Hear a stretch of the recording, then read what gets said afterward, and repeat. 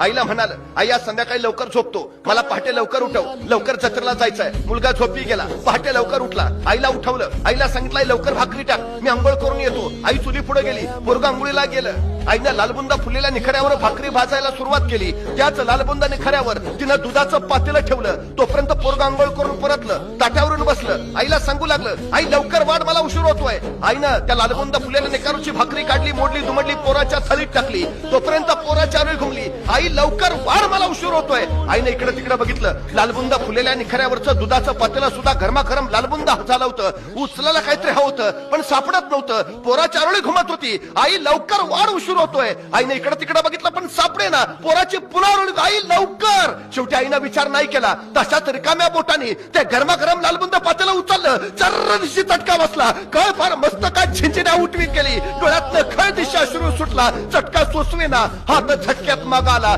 पदरात गुंडाळला गेला. पण तोपर्यंत पोराची पुन्हा आरोळी घुमली. आई लवकर वाढ, उशीर होतोय. आईनं भाजल्या बोटांचा विचार नाही केला. त्याच भाजल्या बोटांनी त्या गरमागरम लालबुंदा पातेलं पुन्हा एकदा उचललं. पुन्हा एकदा चर्र दिशी चटका बसला. कळ पर काळचा थेट करत गेली, पण खट्ट धरलं पातेलं. सगळा चटका सोसत राहिली.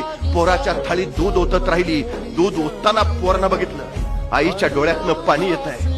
पोरग मान खाली घालून दुधात भाकरी कुस्करून निमुटपणे जेवायला लागलं. पोराचं जेवण झालं. पोरग जत्रेला निघालं. आईनं कुशीत घेतलं, डोक्यावरनं हात फिरवला. त्याला सांगितलं, नीट जा, नीट ये, फार वेळ थांबू नको, अंधार पडायच्यात घरी ये. काकोटीला ठेवलेली 10 रुपयाची नोट काढली, पोराच्या हातावर दिली. सांगितलं, काहीतरी खायचं, काहीतरी घ्यायचं, उपाशी राहू नकोस.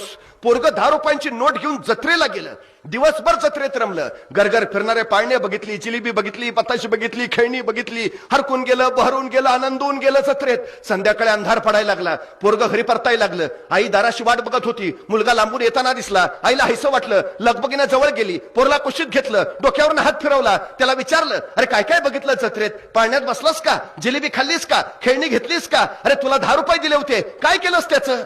तसं पोरग आईच्या कुशीतनं बाजूला झालं. आईला म्हणाल, अगं धीर तर जर सांगतो तरी एमली सांगणार लवकर, काय आणलेस त्या 10 रुपयांचं? तसं पोरग आईला म्हणाल, आई डोळे मीठ. आई म्हणली, का रे? नाही नाही, डोळे मीठ आधी. आईने डोळे मिटले. हा, मिटले डोळे. आता दाखवू, काय आणलेस त्या 10 रुपयांचं? आई डोळे मिट, नीट घट्ट उघडायचे नाहीत अजिबात. आई म्हणली, हो रे बाबा, मिटले डोळे घट्ट.